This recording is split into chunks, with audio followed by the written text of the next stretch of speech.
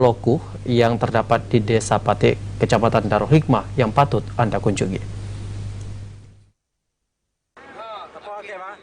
Kabupaten Aceh Jaya merupakan salah satu daerah yang menjadi titik tujuan warga untuk berlibur.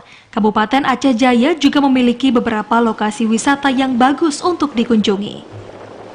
Biasanya di penghujung tahun seperti saat ini, banyak warga dari berbagai daerah di Aceh yang menghabiskan waktu untuk mengunjungi Aceh Jaya, khususnya ke sejumlah tempat wisata.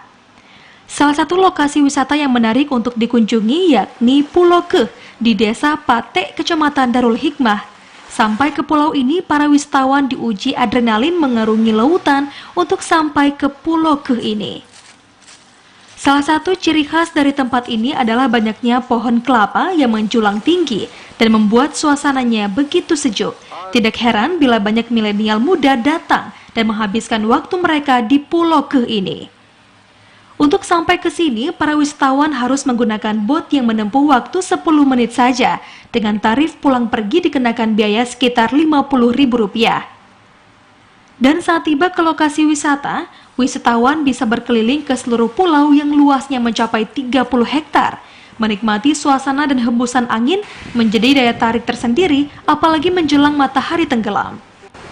Salah seorang pengunjung, Satria Pratama, mengungkapkan, panorama alam Pulau Keh sangat menarik. Selain bisa menikmati keindahan pantai, para pengunjung yang hobi mancing juga menyalurkan hobinya di sini.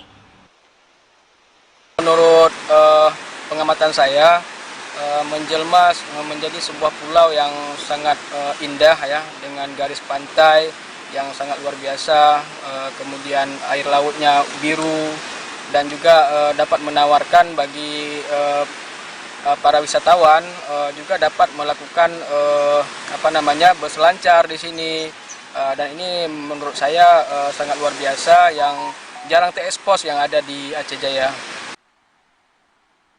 Satria berharap kepada pemerintah daerah untuk terus mempromosikan berbagai tempat wisata di Aceh Jaya, sehingga geliat wisata terus meningkat dan mampu mensejahterakan warga sekitar.